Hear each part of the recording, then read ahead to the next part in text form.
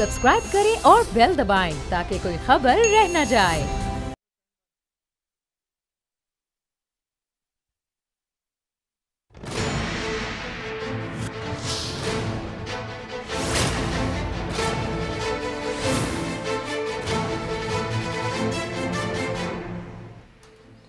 अस्सलाम वालेकुम, मैं नूरुल आरफीन सिद्दीकी और आप देख रहे हैं मेरी जंग। प्रोग्राम के आगाज़ में ही पूरी पाकिस्तानी कौम, पूरी मुसलमान उम्मत की जानिब से अल्लाह रब्बुल इज़्ज़त और उसके बाद नबी मोहतरम नबी आखिरुज़्ज़मा हज़रत मोहम्मद मुस्तफ़ा सल्लल्लाहु अलैहि वसल्लम की खिदमत अक़दस में इज्तिमाई माफ़ीनामा पेश करना चाहता हूँ उस एक गुनाह के लिए जो किया तो किसी ने है, लेकिन बहरहाल अल्लाह माफ़ करे, कहीं ऐसा ना हो कि खुमियाजा उसका सबको भुगतना पड़ जाए।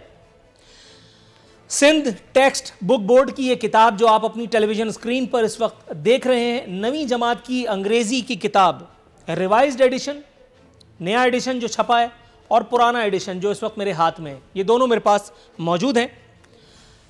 नए एडिशन में नबी करीम सल्लल्लाहु अलैहि वसल्लम के लिए आखिरी नबी आखिरुज़्ज़मा के अल्फाज को हज़्फ़ कर दिया गया है।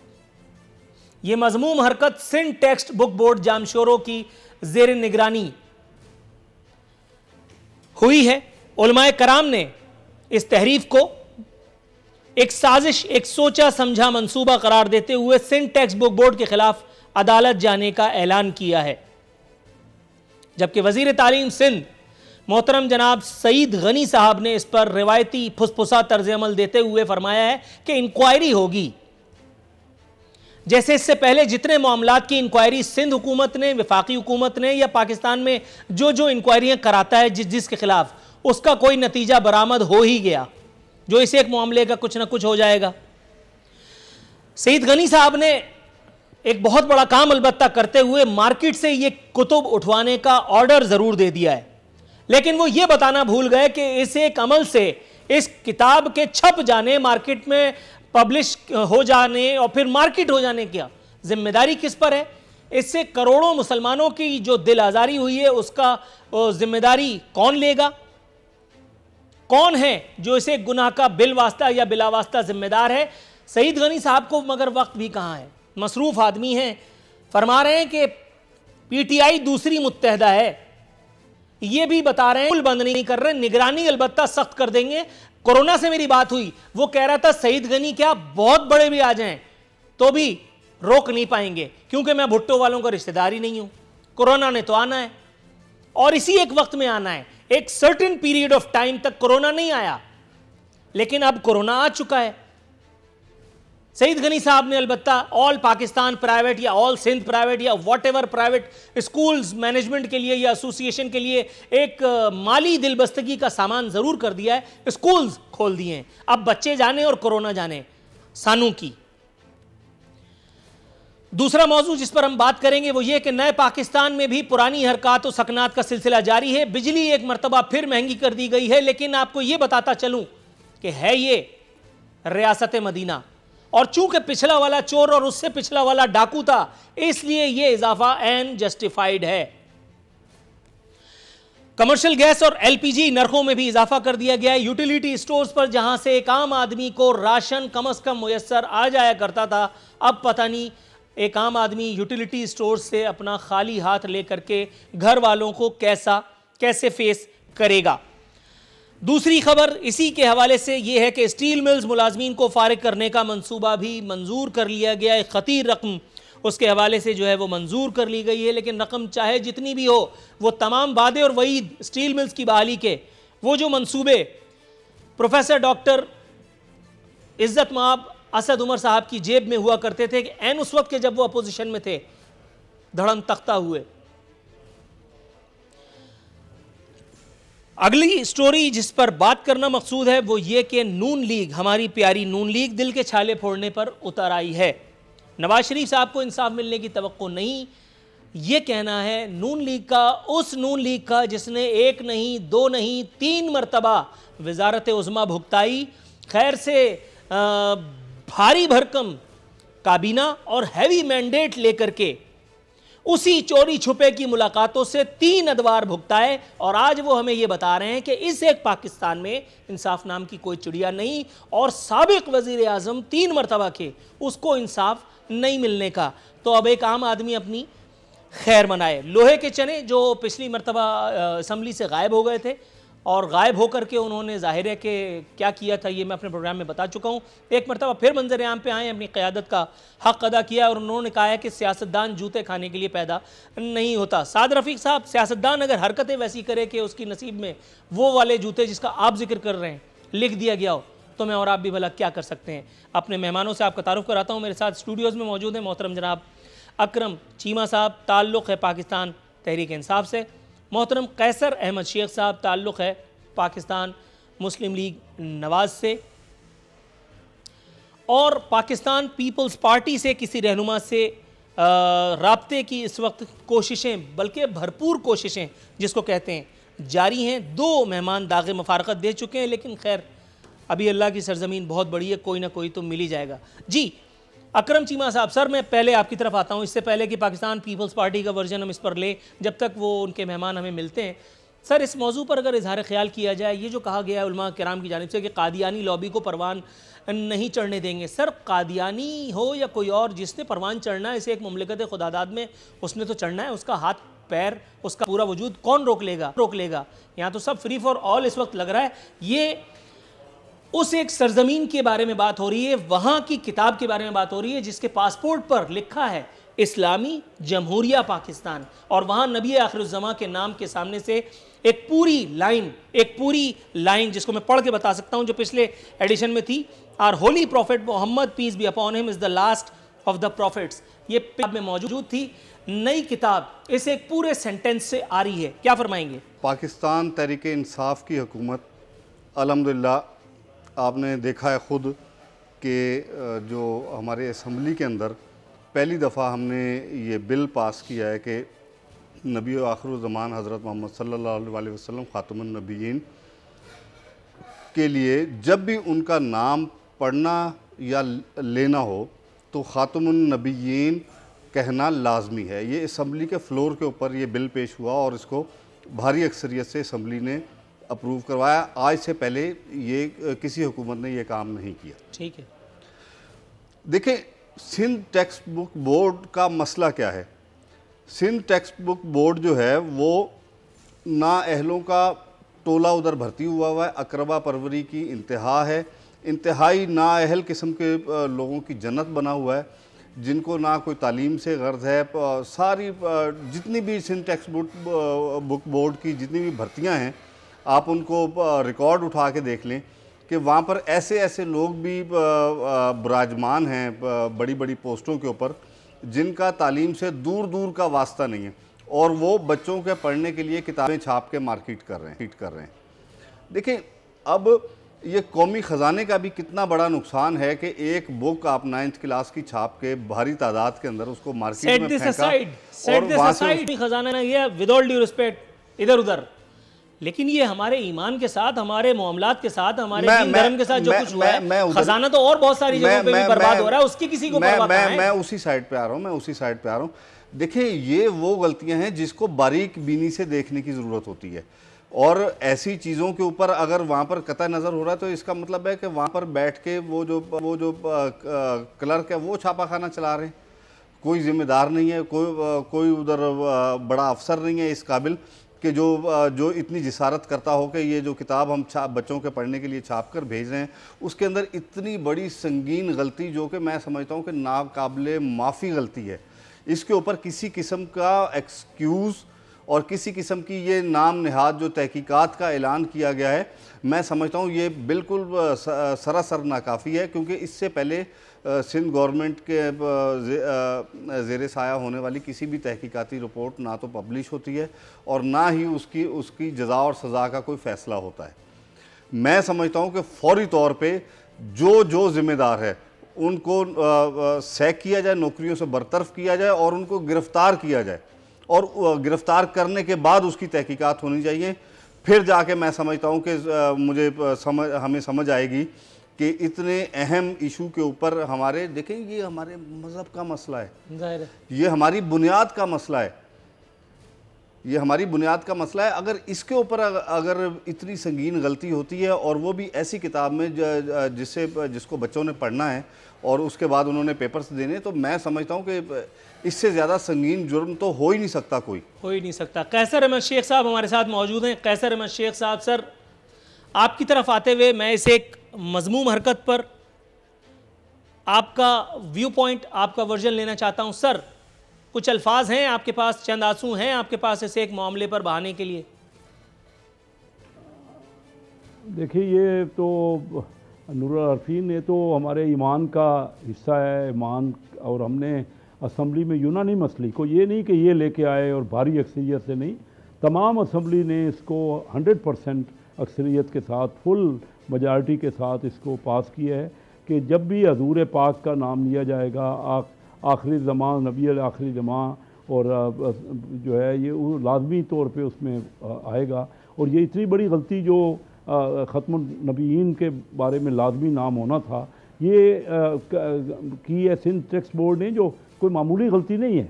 और ये ऐसे हो नहीं सकती कि सरियन कोई ऐसे सरसरी गलती हो गई हो। इस गलती का बिल्कुल खमियाजा भुगतना पड़ेगा जिन्होंने ये की है। और ये एक बड़ी अलार्मिंग बात है कि बार बार ये क्यों हो रहा है।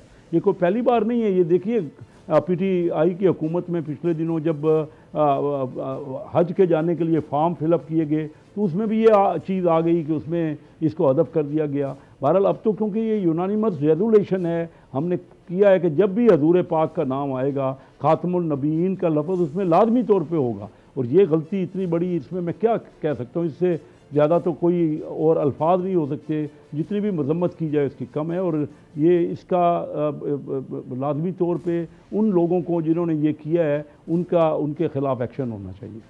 एक्शन होना चाहिए, बिल्कुल दुरुस्त है। हम सब इस एक मामले पर, इस एक बात पर, इस एक नुक्ते पर इत्तेफाक राय रखते हैं कि एक्शन होना चाहिए। लेकिन जिन्होंने एक्शन लेना है, अनफॉर्चुनेटली उनकी कोई खैर खबर आ नहीं रही। भाई कोई खैर खबर है पीपल्स पार्टी की, या सुबह छोड़ गए? सुबह ऑटो पे तो नहीं लग गया? पीपल्स पार्टी है नहीं, पीपल्स पार्टी तो है अभी तक, लेकिन पीपल्स पार्टी से कोई है या नहीं है, इसका अभी कोई सिरा हाथ नहीं आ रहा है। सर अकरम चीमा साहब, इतना संगीन मामला आ गया, एक वही फुसफुसा सा बयान कि हम इंक्वायरी करेंगे, कुतुब आपने मार्केट से उठवा ली। क्या महज ये अमल इतनी सी हरकत का या इतने से रद्द अमल का मुतकाजी था, या कुछ और था जो करना चाहिए था, कुछ और प्रोएक्टिवनेस दिखानी चाहिए थी? ताहम वो प्रोएक्टिवनेस जो है वो वज़ीर आज़म के ख़िलाफ़ दिखने जा रही है, और वो भी कल, और वो भी वज़ीर तालीम साहब की जानिब से, जिन्होंने ये फतवा सादिर फरमाया कि PTI दूसरी मुत्तहदा है। जबकि जिस मुत्तहदा को आज ये मतून कर रहे हैं, उसी मुत्तहदा ने इस वक्त PTI, पिछले अदवार में नून लीग, और उससे पहले आसिफ अली जरदारी साहब, यानी उसके बाद, और बेनज़ीर भुट्टो, कितनी हुकूमतों को चलाने की मदद, मुआवनत, तायीद, और ज़ाहिर है कि बिला मुआवजा तो ये सब कुछ नहीं होता। मुत्तहदा कौमी मूवमेंट इतने सारे काम मतलब वो करती रही है। सर इस वक्त अटेंशन कहाँ होनी चाहिए, सियासत पर या इस एक अमल पर? बिस्मिल्लाहिर्रहमानिर्रहीम। देखिए आरफीन, मैं तो समझता हूँ कि इस मामले पे किस चीज़ की तहकीकात करनी है, किस चीज़ की तहकीकात करेंगे ये लोग। इसमें तो तहकीकात करने वाली बात ही नहीं है। चेयरमैन जो हैं सिंध टेक्स्ट बुक बोर्ड के, वो जिम्मेदार हैं इस चीज़ के। उनके नीचे जितने भी लोग हैं वो सब इस चीज़ के जिम्मेदार हैं। देखिए ये कोई गलती होने नहीं जा रही, ये तो काम हो चुका है। और मैं समझता हूँ कि जो बात करते हैं कादियानी लॉबी की, उसमें काफ़ी हद तक सदाकत है। कौन लोग हैं जो सिंध टेक्स्ट बुक बोर्ड के अंदर बैठे हुए हैं, जिन्होंने एक साजिश के तहत ये सारा कारनामा अंजाम दिया है, इसका ज़िम्मेदार कौन है? देखिए इसमें तहकीकात की कोई ज़रूरत नहीं है। मैं समझता हूँ कि फौरी तौर पे सिंध टेक्स्ट बुक बोर्ड की जितनी हायर मैनेजमेंट है उसको सैक किया जाए, उसको अरेस्ट किया जाए, और उससे कम पे मैं समझता हूँ कि कोई भी बात करना इंतहाई नामुनासिब होगा। इतनी संगीन गलती के ऊपर मैं समझता हूँ कि यह तहकीकात की बात करना इंतहाई अहमकाना और आवाम की आंखों में धूल झोंकने के मुतरादिफ है। ये सारी बातें, ये बातें बिल्कुल मैं समझता हूँ कि ना तो इसको इस मुल्क की आवाम, ना पाकिस्तान के जो इदारे हैं, कोई बंदा इस बात को हज़म करने के लिए तैयार नहीं है। मैं समझता हूँ कि 24 घंटे के अंदर अंदर सिंध गवर्नमेंट को ये फैसला करना होगा कि आप किधर खड़े हैं। अगर तो आप ख़ुद उन लोगों के साथ इन्वॉल्व हैं तो मैं समझता हूँ कि फिर तो आप तहकीकात की भी बात करेंगे, फिर तो आप और किस्म के भी आईवाश लाने की कोशिश करेंगे। और अगर आप वाकई सीरियस हैं इसके अंदर, तो मैं समझता हूं कि 24 घंटे के अंदर अंदर तमाम जिम्मेदारान को नौकरियों से फारिग करके गिरफ्तार होना चाहिए। कैसर मशीह साहब, सर उलमाए कराम अगर इस एक मामले पर जिसने नोटिस लेना है, अगर वो नोटिस नहीं ले रहा, और अगर इस मामले पर खुदा न खास्ता उलमाए कराम या पूरी उम्मत के, मेरे आपके, अगर खुदा न खास्ता हमारे जज्बात भड़क उठे, अल्लाह ना करे वो नौबत आए, अल्लाह ना करे वो नौबत आए, तो सर फिर कहा जाएगा कि जी बुनियाद पसंदी, शिद्दत पसंदी जो है वो हमारे माशरे में परवान चढ़ रही है। फिर वहाँ से अमेरिका बहादुर फिर हमें एक लिस्ट दे देगा जॉब टू डू की, फिर हम दोबारा लंतरानियों में लग जाएंगे कि जी ये हमारी अपनी जंग है, ये फलाने की जंग है। उससे बेहतर नहीं है कि हम आंखें खोल करके गवर्नेंस पे तवज्जो दें, बजाय इसके कि इस वक्त टाइम पास की सियासत करके लोगों के सामने भी शर्मिंदा हों और आखिरत में या दुनिया में अल्लाह और रसूल के सामने भी गुनाहगार और मुजरिम बने। नूरुल आरफीन, आप ठीक कह रहे हैं, ये हमारे ईमान का मसला है और कोई भी मुसलमान इसको ऐसा नहीं उसको नहीं फोरगो कर सकता। ये तो इतनी बड़ी गलती है और मैं समझता हूँ ये गलती ऐसे भी नहीं हो सकती कि सरसरी कोई गलती है और ऐसा हो जाए कि बस हो गई गलती। इतनी ज़्यादा तवज्जो ये और बार बार ये क्यों गलती हो? आप ये भी तो देखें ना, ये पहली बार नहीं है। पहले हज के मामले में जो फॉर्म छपे उसमें भी यही गलती हुई, अब ये गलती हो, इससे पहले भी गलती हुई, हमारे दौर में भी ये गलती हुई। तो ये सारी चीज़ें ये क्यों हो रही हैं, क्यों इग्नोर हो रहा है? ये मामला इतना सेंसिटिव है, हमारे ईमान का हिस्सा है। और जब हमने ये रेजोल्यूशन कर ली है कि हजूर के नाम के साथ खातमुन नबीन लाजमी आएगा, और ये फिर किस तरह की गलती है? हमारी कौम तो इसको नहीं, लोग हम कैसे इसको फोरगो कर सकते हैं या बख्श सकते हैं, ये छोड़ सकते हैं? तो मैं ये समझता हूँ कि ये एक ऐसी गलती है जिसके बारे में मैं क्या अल्फाज इस्तेमाल करूँ, कितनी मजम्मत की जाए। और ये हमारे, क्योंकि पहले ही मैंने कहा कि ईमान का हिस्सा है, लाजमी हिस्सा है हमारा ये। अब हर जगह हमें ये कहना, और इससे पहले भी यही बात है, हमारे जितने हल्फ हैं उसके हल्फ में भी, हमारे तमाम हल्फ लेने में भी ये चीज़ वाज़ेह है कि हजूर के नाम के साथ खातमुन नबीन का नाम लाजमी आता है, और वो है। और ये इतनी बड़ी गलती कोई सरसरी हो गई है, तो ये बात एक्सेप्टेबल नहीं है। कोई ऐसी समझ नहीं आती कि, और फिर इसको इजी ले रहे हैं। हुकूमत सिंध ने अभी तक इसको सरसरी तौर पे लिया और बाकायदा तौर पे इसको कोई तवज्जो नहीं की, आप तवज्जो दिला रहे हैं। तो ये इतनी संगीन गलती है जिसको हम किसी सूरत में भी फोरगो नहीं कर सकते, और उसको सीरियस लेंगे तो तभी होगा, नहीं तो ये हमारे तमाम मुसलमानों का जज्बात से खेलने वाली बात है। बिल्कुल जज्बात से खेलने वाली बात है।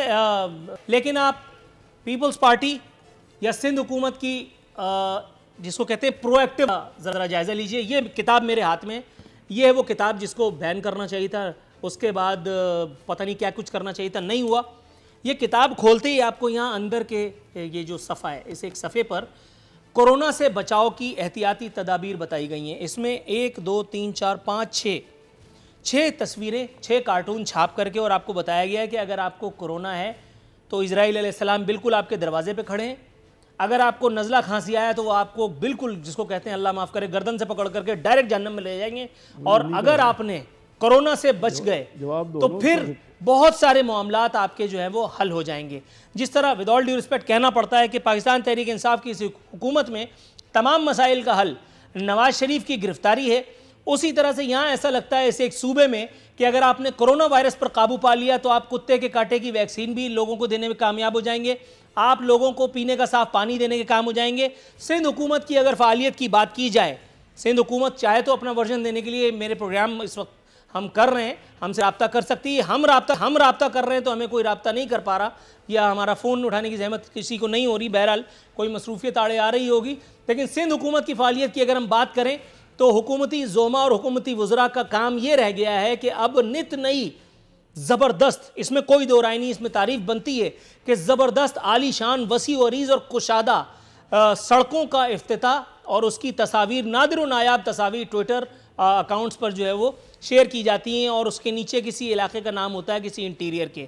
मैं खुदा न खास्ता कोई ताज्जुब की बात नहीं कर रहा, लेकिन मैं जिस जगह बैठा हुआ ये प्रोग्राम कंडक्ट कर रहा हूँ, जिस तरह से मैं यहाँ आता हूँ या जिस तरह से मैं अपने लोगों को सफ़र करते देखता हूँ, इस एक जगह जहाँ पर यहाँ की हुकूमत का हेडक्वार्टर है, इस एक शहर में, आप बिलीव करें अगर आप कराची से बाहर हैं, यहाँ चलने को रास्ता मुयस्सर नहीं, यहाँ चलाने को गाड़ी, एक सड़क का टुकड़ा मुयस्सर नहीं। जिस वक्त मेरी गाड़ी के टायर किसी सड़क को पा लेते हैं, आप यकीन कीजिए मैं और मेरी गाड़ी दोनों अशश कर उठते हैं, झूम उठते हैं। पूरे सिंध में अल्हम्दुलिल्लाह, सिंध हुकूमत का यह दावा है और मैं तस्लीम करता हूं, तरक्की याफ्ता स्कीम्स का जाल बिछा दिया गया है। लेकिन यहां जो शहीद मिल्लत पे फ्लाईओवर बनाया था वो आधा धस गया है भाई, उसका तो कुछ करो। और उसको भी छोड़ो, वो तो चल ही रहा है 70 सालों से, जमहूरियत, आज़ाद है जमहूर, ये देखो, इसका तो कुछ करो, इससे पहले कि वो लोग जिनके बारे में बात कर रहा हूं, अगर वो खुदा न खास्ता अपनी मनमानी पे उतर आए। रियासत के क्रेडिट को चैलेंज करना खुदा न खास्ता ये कोई एडवाइजेबल ऑप्शन नहीं है, लेकिन गवर्नेंस किसका काम है? हुकूमत का। हुकूमत कहां है? अकरम चीमा साहब, सर रहनुमाई कीजिएगा, हुकूमत कहां है? देखें, एक तरफ तो कोरोना SOPs की बात की जाती है और माइक्रो लॉकडाउन हो रहे हैं। सुबह सिंध के अंदर स्कूलों को सुबह उठ के नाश्ता करने से पहले 2-3 स्कूलों का विज़िट किया जाता है और जाके उन स्कूलों को बंद करा दिया जाता है। और दूसरी तरफ ये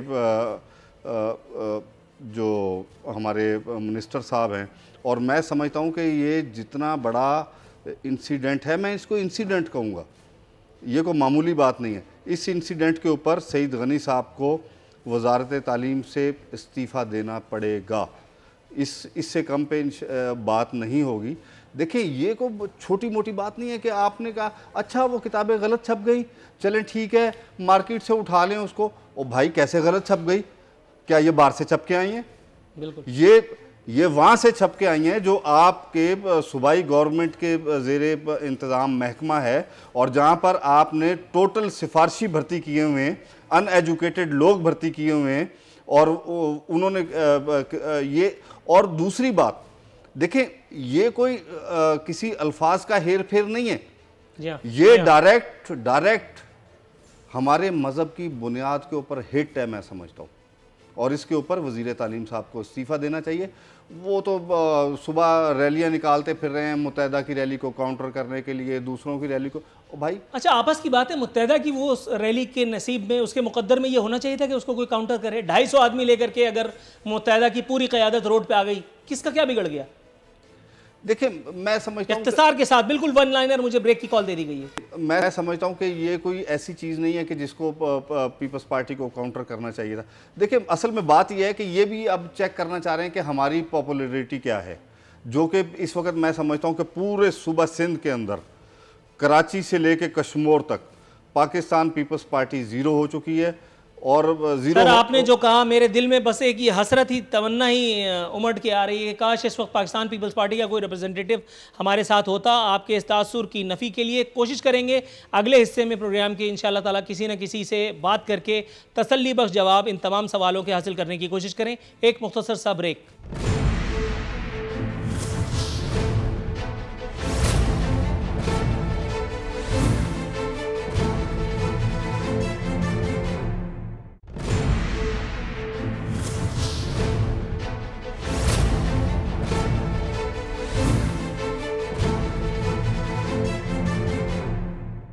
वेलकम बैक नाजरीन। बदस्तूर हमारे मेहमान हमारे साथ मौजूद हैं। अब वक्त है नए पाकिस्तान का जायज़ा लेने का। नए पाकिस्तान में, जैसा कि मैंने इब्तिदाई में कहा, एक मरतबा फिर बिजली की कीमतों में इजाफा फरमा दिया गया है। कमर्शियल गैस LPG नरखों में इजाफा हुआ है। यूटिलिटी स्टोर्स पर कीमतों में इजाफा हुआ है। इसके साथ साथ वो जो मुलाजमीन थे स्टील मिल्स के, उनको कौमी ख़जाने पर बोझ तसव्वुर करते हुए फ़ारिग करने का मंसूबा फाइनली मंजूर कर लिया गया। इस हवाले से ख़तीर रकम, लेकिन रकम चाहे जितनी भी ख़तीर हो, इतने सारे घरानों के आंसुओं को पोंछने के काम आ सकेगी, ये पूछेंगे मोहतरम जनाब अकरम चीमा साहब से। चीमा साहब, सर कहाँ गई वो बुकराती, कहाँ गई वो इंटेलेक्चुअल गुफ्तगू, कहाँ गई वो स्टील मिल्स की बहाली की बातें। लेकिन खैर स्टील मिल को अभी साइड पे रखिए, उसके बारे में बाद में बात करता हूँ। ये कीमतों में जो इजाफा हो रहा है, ये पुराना वाला चोर था, उससे पुराना वाला डाकू था। इसके अलावा कोई नई बात हमारे नाजरीन की याददाश्तों में इजाफे के लिए कोई ऐसा नुस्खा आप तजवीज़ कर सकते हैं कि मैदों को करार आए, आँखों को तसल्ली मिले? कोई ऐसा तसल्ली बख्श जवाब अगर आप दें। बिस्मिल्लाह। देखिए आरफीन, जो इस वक्त सबसे ज़्यादा जो हमारा जो अंदरूनी कर्जा है पावर सेक्टर के अंदर है, उसकी वजह क्या है? इस वक्त जो इन्होंने मुआहदे किए हुए हैं उसके मुताबिक बिजली इस वक्त भी गवर्नमेंट 3 रुपए पर यूनिट पूरे ऑल ओवर द पाकिस्तान अपनी जेब से भर रही थी, जिसकी वजह से ये 2 साल के अंदर पावर सेक्टर के कर्जे इतने ज़्यादा बढ़ गए, जो कि मैं समझता हूँ कि मेरे ख्याल 2000 से लेके 2100 अरब रुपए तक का कर्जा बढ़ चुका है। और उसकी मेन रीज़न यही है कि जो इन्होंने पावर सेक्टर के अंदर जो IPPs के साथ जो इन्होंने महंगे मुआहदे किए हुए हैं, वो उसकी बेसिक वजह है। और उसको पाकिस्तान तहरीक इंसाफ की गवर्नमेंट, क्योंकि उसके अंदर फॉरेन गारंटीज़ शामिल हैं, और इस वजह से हम उनको चेंज नहीं कर सकते टिल जब तक वो उन मुआहदों की एक्सपायरी डेट ना आ जाए। तो मैं समझता हूं कि इस वक्त भी जो हमने पास ऑन करने की कोशिश की है बिजली की कीमतों में इजाफा, वो इंतहाई एक मामूली सा इजाफा पास ऑन करने की कोशिश की है। अभी भी स्टिल, अभी भी मैं आपको कैटेगोरिकली कह रहा हूँ, स्टिल अभी भी हुकूमत पाकिस्तान तकरीबन 1 रुपये 70 पैसे फ़ी यूनिट अपनी जेब से भर रही है, पूरे पाकिस्तान के अंदर जलने वाले हर यूनिट के ऊपर सब्सिडी। इसको आप सब्सिडी कह लें। पाकिस्तान में लोगों के दिल जल रहे हैं, उसका ख्याल है? आपने कहा कि हुकूमत इतना बर्दाश्त कर रही है। सर हुकूमत की कितनी तो हम बर्दाश्त कर रहे हैं, और आज से नहीं कर रहे हैं, जब से ये मुल्क अल्हम्दुलिल्लाह आज़ाद हुआ, अल्लाह ताला इसे सदा हमेशा शादबाद रखे। लेकिन ये जो जमहूरियत है, ये जब से आई है हम पैदल हो गए हैं, अब तो जंगल का ही रास्ता रह गया। आप बताते हैं टेक्निकलिटीज़ में जाएंगे, आप बताएंगे टेक्निकल चीज़ों का सहारा लेकर के कि ये हुआ और डेट ये हुआ, फलाना ये हुआ। आप यकीन कीजिए जितनी सकील गुफ्तगू आप करेंगे ना, मैं बबांगे दोहल कई मरतबा अपनी जहालत का एतराफ़ कर चुका हूँ, ये टेक्निकल गुफ्तगू मेरी सर के 2 मील के ऊपर से जाती है। मैं ये जानता हूँ कि जब आप आए थे तब्दीली का सहारा लेकर के, तो आपने मुझे ये कहा था अमान होगी, आपने कहा था कि ये सब कुछ जो हो रहा है वो नहीं होगा। अनफॉर्चुनेटली ऐसा हो नहीं पाया। थोड़ा सा तवक्कुफ़ की इस्तदा है। मेरे साथ सेनेटर साबिर बलोच साहब पाकिस्तान पीपल्स पार्टी से फाइनली हमारे साथ मौजूद हैं। सर साबिर बलोच साहब, सेनेटर साहब, आपको मेरी आवाज़ आ रही है? आपकी खिदमत में गोश गुजार कर दूं, एक मामला इंतहाई हसास नौयत का, और उसके ऊपर पाकिस्तान पीपल्स पार्टी का वर्जन अगर आपसे मिल जाए तो मेरे भाग जाग जाए, मेरे प्रोग्राम की लॉटरी निकल आए। Sir Sindh text book board ने ये जो नवी जमात की अंग्रेजी की किताब छापी है, उसमें नबी आखिरुज़्ज़मा के अल्फाज जो है वो हज़्फ़ कर दिए गए हैं। उलमाए कराम ने इस पर अदालत जाने का ऐलान किया है। सिंध टेक्स्ट बुक बोर्ड के खिलाफ वजीर तालीम का रिवायती फुसफुसा रद्द-ए-अमल आया है। उन्होंने कहा है कि किताबें उठवा लो मार्केट से, हम इंक्वायरी करेंगे। सर पूछना यह था कि क्या ये इंतहाई फाश गलती या कबीरा गुनाह महज इस फुसफुसे रद्द-ए-अमल का मुतकाजी था, या कुछ और था जो करना चाहिए था? नहीं, अव्वल तो देखें ना, अगर ऐसी कोई बात है खुदा न खास्ता, ये तो यानी जाहिर है कि इस बात पे तो यानी सब मुत्तफ़िक़ हैं कि यानी कि रसूल पाक सल्लल्लाहु अलैहि वसल्लम का ये कैसे मुमकिन है कि पीपल्स पार्टी की हुकूमत हो, पीपल्स पार्टी हो और इस किस्म की गलती सरजद हो। तो ये या तो गलती है, या अगर गलती नहीं है, किसी ने डेलिबरेटली ये काम किया है, तो 100% डेफिनेटली सिंध गवर्नमेंट इंटरप्ट करेगी इसमें। अच्छा, और वो जो इंक्वायरी जो जिस तरह मिनिस्टर एजुकेशन ने कहा है कि वो हो जाएगा, और जो है ना इंशाअल्लाह ताला जो गलती होगी उसको रेक्टिफाई कर देंगे। लेकिन एक बात मैं बताऊं आपको, अभी कभी पीपल्स पार्टी या पीपल्स पार्टी के लोग कभी ये सोच नहीं सकते कि वो इस किस्म की जो है ना वो हरकत के मुर्तकिब होंगे। आपकी बात बिल्कुल मैं बाय करता हूं, आप बिल्कुल ठीक फरमा रहे हैं। मैं कौन होता हूं किसी के ईमान को जज करने वाला। लेकिन सर सईद गनी साहब की इस वक्त जो अटेंशन है, मैंने अपने प्रोग्राम में इब्तदाइया में भी ये गुफ्तगू की, इस वक्त वो इमरान खान और PTI को काउंटर करने के चक्कर में कह रहे हैं कि PTI दूसरी मुत्तहदा है। सर मतलब जो काम करने का है वो नहीं करेंगे। नहीं, देखो वो सियासी अमल तो अपनी जगह पे तो जारी है। पीपल्स पार्टी एक सियासी जमात है, उसका हक है कि वो अपने सियासी अमल को जारी रखे। वो एक और चीज है, ये एक और चीज है। ओके। इसमें ये जो गलती, जो फाश गलती हुई है, ये तो किसी ने या तो साजिश की है, शरारत की है, और उस जो शरारत करने वाले लोग हैं उनको यानी डेफिनेटली उनके खिलाफ कार्रवाई होगी। लेकिन जहां तक नवाज शरीफ, उसका इमरान खान का ताल्लुक है या जलसे जुलूसों का ताल्लुक है, वो तो सियासत है, वो सियासत का एक हिस्सा है, वो काम अपना जारी रहेगा और ये गवर्नमेंट की जो जिम्मेदारी है और ये काम अपनी जगह पे जारी रहेगा। दुरुस्त है। साबिर बलोच साहब, सर दूसरा मौजू जो आपसे डिस्कस करने का कहा हूँ, नए पाकिस्तान में बिजली की कीमतें, कमर्शियल गैस की कीमतें, LPG नर्ख बढ़ा दिए गए हैं। सर यही थी वो तब्दीली जिसके हम सब मुंतजिर थे? नहीं, अब आप खुद सोचे ना, ये कौन सी तब्दीली है कि जिसके लिए अवाम जो ना रोले जा रहे हैं, अवाम को जो ना जो जिस अजाब में, तकलीफ में डाल दिया है। यानी बजाय इसके कि यानी प्राइम मिनिस्टर साहब आकर कहते हैं कि जी कि इस सर्दियों में गैस कम होगी और अगले सर्दियों में गैस इससे भी ज्यादा कम होगी। भाई आप जब कोई इक़दाम नहीं उठाएंगे, जब आप कोई प्लान नहीं करेंगे, जब आप कोई अमली एक्शन नहीं लेंगे, तो अगला क्या, उससे भी अगला, उससे भी अगला, अगर आप यानी अगर वो जो है ना ये कहता है, तो जाहिर है कि यानी ये मसले मसाइल तो रहेंगे और ये मुसीबतें रहेंगी। लेकिन बजाय इसके कि यानी वो लोगों को और खौफजदा करने के, उनको चाहिए कि भाई वो जो है ना कोई अमली इक़दाम उठाएं, अमली काम करें, लोगों को रिलीफ दे दें। अब हम क्या कर सकते हैं? सर ये आपने नुस्खा भी इतना मुश्किल बताया, पता नहीं हो पाएगा या नहीं। कैसर अहमद शेख साहब से मैं जानने का मुतमन्नी हूँ। कैसर साहब, सर बिजली गैस की कीमतें बढ़ गई हैं, स्टील मिल मुलाजमीन को फारिग करने का मंसूबा, अपोजिशन को एक मरतबा फिर बोझ मुआविया निकालने का मौका मुयस्सर आया है। सर यही सब कुछ आपके दौर में भी तो होता था, उस वक्त जस्टिफाइड था। आज इमरान खान बुरे हैं, PTI बुरी है, अवाम दुश्मन इक़दामात हैं, ये कोई मुनासिब बात तो ना हुई? नूरुल आरफीन, अगर आप स्टडी किया हो, मैं चेयरमैन था फाइनेंस कमेटी का, और मेरे साथ थे असद उमर, और ये PTI की तरफ से असद उमर थे। और मुझे ये बताइए कि उस वक्त हम बार बार इनसे कहते रहे कि भाई पिछले 30 महीने से स्टील मिल बंद है और उसका हर महीना 56 करोड़ रुपए आप तनख्वाह दे रहे हैं, 110 करोड़ रुपए महीने की आप उसका सूद भर रहे हैं, और भाई बैठिए उसका मामले का हल। ये कहते थे नहीं जी, मैंने बार बार इनसे कहा कि भाई ये नहीं चल सकती, और अगर आपने चलाने का आपको इरादा तो हमें प्लान करें। हमारी हुकूमत के वक्त में इन्होंने रखने डाले, उन्होंने रोड़े अटकाए और कहा कि लाजमी तौर पर हम इसको कामयाब करेंगे। अगर चीन में गवर्नमेंट सेक्टर में ये कामयाब हो सकते हैं प्रोजेक्ट, तो पाकिस्तान में क्यों नहीं हो सकते? इनके पास कोई ना प्लानिंग थी, कोई होमवर्क नहीं था। और असद उमर साहब आज क्यों जो इन्होंने वादे किए थे उनकी सुना दीजिए ना, जो उन्होंने जाकर स्टील मिल में कहा था कि मैं खुद रिज़ाइन कर दूंगा अगर मैंने ये किया, अगर कहा कि प्राइवेटाइज करो इसको। आज उसके अलावा और कोई चारा नहीं था। देखिए यही अगर करते रहेंगे ना हमारी हुकूमतें, हमें चाहिए मुल्क की बात करें। मुल्क की मईशत ख़राब हो रही है और तबाह हो रही है। मैं आपको पहले भी कई बार नूरुल हरफीन कह चुका हूँ, हम सब, इसमें कोई एक पार्टी नहीं है, तमाम पार्टियों को मिल बैठना पड़ेगा। चार्टर ऑफ, पहले दिन से मैंने ये कहा और हमारे लीडर भी मियाँ शहबाज शरीफ साहब ने भी कहा कि चार्टर ऑफ इकानमी करें मुल्क के मफाद में।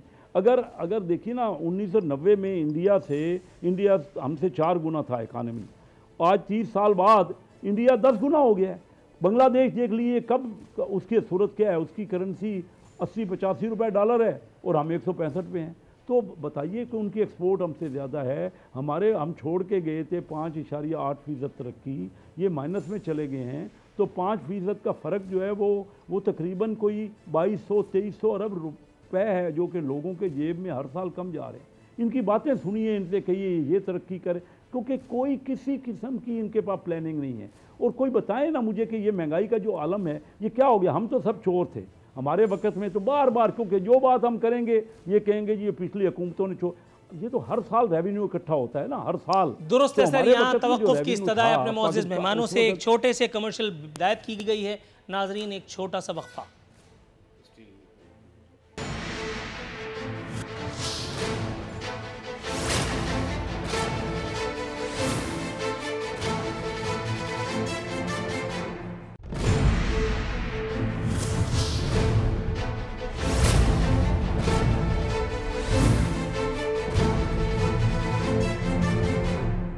वेलकम बैक नाज़रीन, इख्तितामी लम्हा शो के आन पहुँचे अकरम चीमा साहब। सर, ये बयान मेरे सामने इमरान खान साहब का है, कहते हैं कि कानून ताकतवर को नहीं पकड़ता।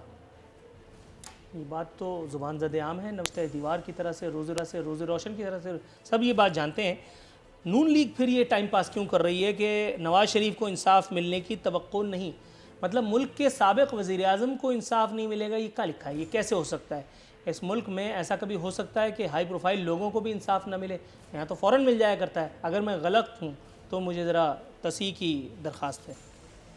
देखें, अगर तो PMLN जस्टिस कयूम वाला और वो अपना फ़ोन करके हासिल किया जाने वाला इंसाफ चाहती है कि इतनी सज़ा दे दें, इसको छोड़ दें, अगर तो वो समझती है कि उस अदलिया का दौर है, तो ऐसा कतन नहीं है।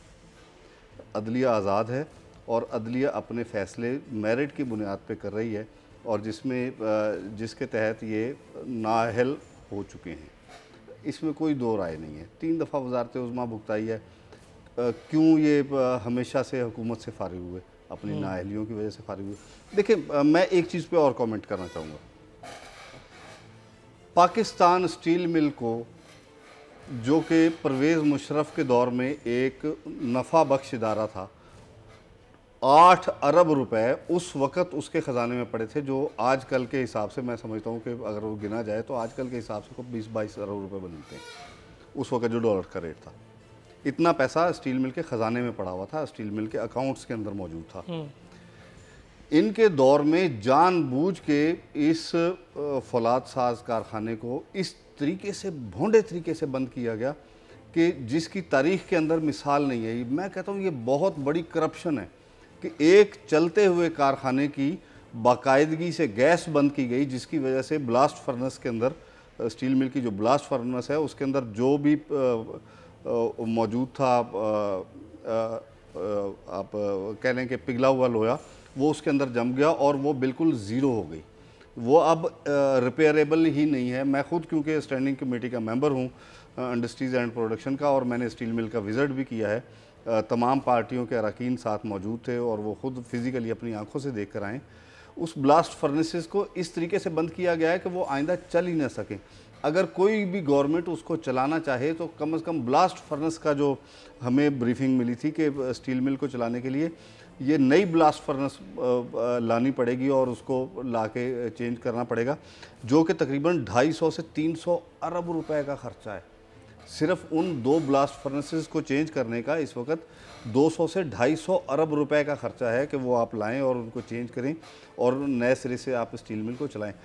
ये किसके दौर में हुआ? ये PMLN के अपने दौर में हुआ। SSG किसके अंडर है? बात आपकी ठीक है। मुझे नज़ला आपके दौर में हुआ तो अगली हुकूमत के आते आते मुझे अगला वाला जो है वो मुझे एंटरटेन नहीं करेगा। ये क्या लिखा है? नहीं, उनके दौर में खराबियां हुई। देखिए तो वो जो असद उमर साहब वो जो बड़ी नादिरशाही बातें करते थे, नादिरशाही बातें करते थे, वो सारी चीजें अब इम्प्लीमेंटेबल नहीं है। देखिए ये चीजें तो हम उस वक्त स्टील मिल के अंदर नहीं घुसे थे, हम हुकूमत में नहीं थे। मेरी बात सुन लें, मेरी बात कंप्लीट होने दें। जिस वक्त हमने ये सारी चीज़ें देखी और जाके देखा कि अब स्टील मिल का जो प्रोजेक्ट है वो इस काबिल नहीं है कि उसके ऊपर इतना पैसा लगा के उसको चलाया जाए, क्योंकि 50 साल पुरानी मशीनरी हो चुकी है। अब नया दौर आ चुका है, नए स्टाइल आ चुके हैं, नए तरीके की मशीनरी है। तो जितने पैसों में अगर वो ब्लास्ट फर्नेस चेंज होती है, इतने पैसों में स्टील का नया कारखाना लग सकता है। कारखाने पे मुझे याद आया, साबिर बलोच साहब हमारे साथ मौजूद हैं। साबिर बलोच साहब, मेरी आवाज़ आ रही है? जी आ रही है। साबिर बलोच साहब, सर ये साइंस क्या है, ज़रा मुझे समझाइएगा। आप माशाल्लाह एक ज़ीरक सियासतदान हैं, दाना आदमी है, शायद आप कुछ रहनुमाई फरमा सकें। शाहिद खाकान अब्बासी एयर ब्लू फ़ायदे में, शाहिद खाकान अब्बासी वज़ीर आज़म या नवाज शरीफ वज़ीर आज़म, PIA खसारे में।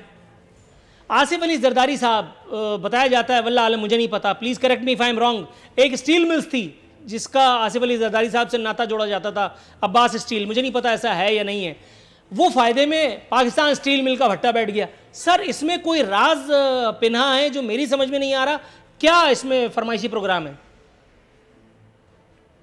भाई देखो, बात यह है कि आपने जिस तरह फरमाया, आसिफ अली खान जरदारी वो कोई जो है ना, वो कोई उनके पास कोई स्टील मिल नहीं है या वो कोई जो है ना उसके हमारा जो स्टील मिल है उसके पैरेलल कोई और उनके पास कोई स्टील का कोई कारोबार हो, बिजनेस हो उनका, तो वो तो जमींदार आदमी है। अच्छा, मसला ये है कि देखो वो उसको उसका वो क्यों खुदा न खास्ता यानी उसके दौर में या उसके वक्त में स्टील मिल को नुकसान हो। बात यह है कि देखें स्टील मिल को, जिस तरह मेरे दोस्त ने कहा, बात यह कि देखो जब भी कोई चीज खसारे में होती है जाहिर है कि उसी को ही आप डिस्पोज ऑफ कर देंगे। ये खसारे में था या नहीं था, फायदे में था या नहीं था, लेकिन ये तो जब नेशनलाइज करने को, जब वो प्राइवेटाइज करने की जो है ना जब प्लान किया गया, तो वो प्राइवेटाइज तो मुशर्रफ के जमाने में वो तो यही से तो चीफ जस्टिस के इख्तलाफात शुरू हो गए इफ्तिखार चौधरी के परवेज मुशर्रफ के साथ।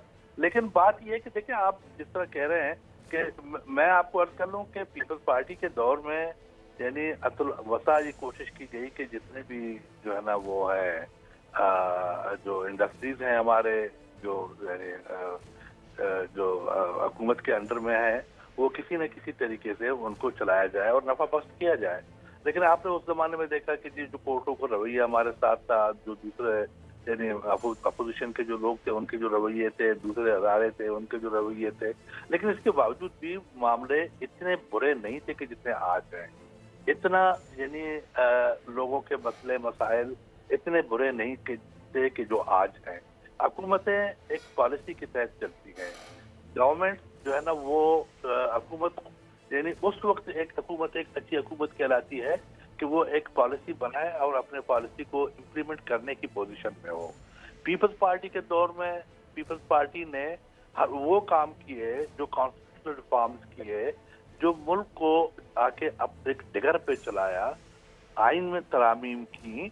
ये सब ऐसे काम थे जो इस मुल्क को चलाने के लिए बहुत जरूरी थे और जो जो जो जरूरी चीजें थी वो सब प्रायोरिटी की बुनियाद पे जरदारी साहब ने के क्लियर स्टैंडिंग इंस्ट्रक्शंस थे, ऑर्डर्स थे कि उनको किया जाए और वो किए गए। आज आप देख रहे हैं कि तमाम सूबे अपने अपने मसाइल अपने अपने यानी जो तकलीफें हैं उनके खुद जिम्मेदार हैं और उनको अपने तरीके से हल करने की कोशिश कर रहे हैं। तो अब इसी तरह इस यानी अब मैं हैरान हूँ कि आज की जो हुकूमत है, इमरान खान की जो हुकूमत है, उसकी क्या प्रायोरिटी है, वो क्या यानी वो किस चीज के पीछे लगी हुई है। बात बात पे कीजिए कि हम करप्शन को ये करेंगे, हम करप्शन को वो करेंगे।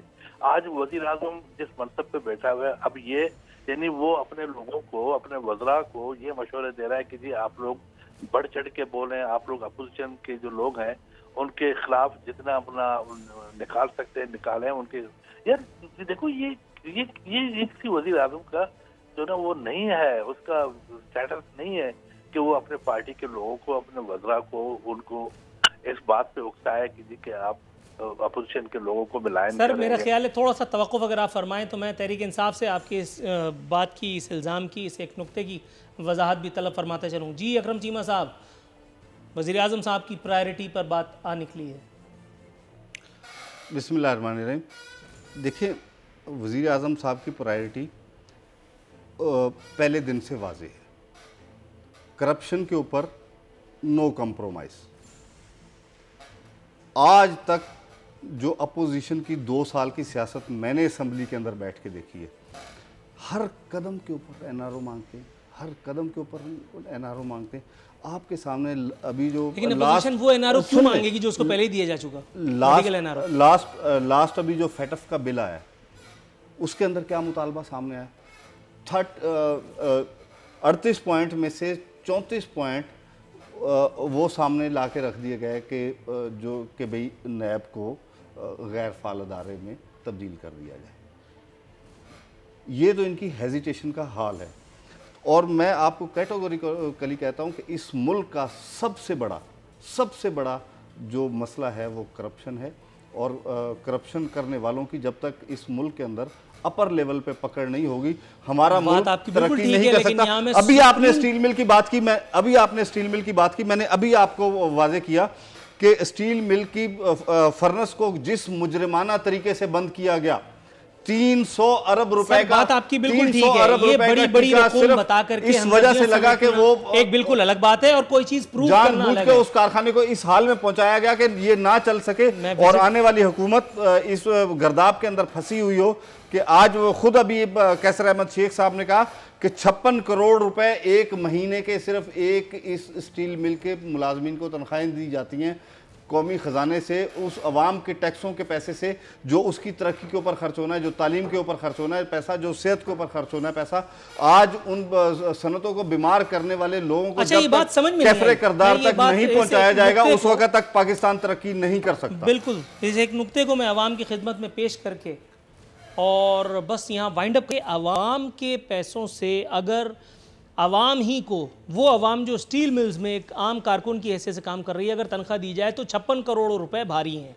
ताहम अवाम के पैसों से अगर फौलादी जहाज़ी साइज़ ह्यूज टाइटैनिक टाइप की काबीना ले ली जाए, बना दी जाए, और उसके बाद फिर वो सब कुछ हो कि जो शायद पुराने अदवार में हुआ करता था, तो वो पता नहीं क्यों हलाल हो जाता है। ये शायद हुकूमतों के ही एजाज़ हैं कि शायद वो हकीकतें, बड़ी बड़ी हकीकतें जो हम जैसे आँखों वालों को या कमज़ोर आँखों वालों को नज़र नहीं आती, ये हुकूमत वालों को बखूबी नज़र आती है। नाज़रीन, इसी एक नुक्ते के साथ यहाँ वक्त हुआ प्रोग्राम में आपसे विदा लेने का। नूरुल आरफीन सिद्दीकी और मेरी जंग की पूरी प्रोडक्शन टीम आपसे अलविदा चाहती है। फ़ी अमानिल्लाह।